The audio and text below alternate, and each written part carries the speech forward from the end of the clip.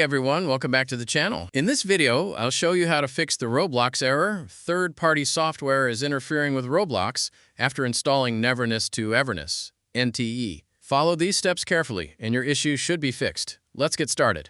Step 1. Restart your PC. First, restart your computer.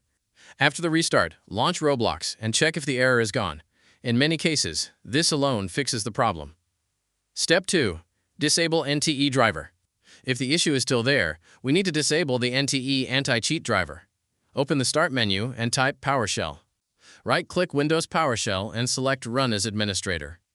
Click Yes. Now paste the command provided in the video description. The first command. Press Enter. Once it finishes, restart your computer. After restarting, launch Roblox again. Important: do not launch NTE during this time. Step 3. Re-enable driver to play NTE again.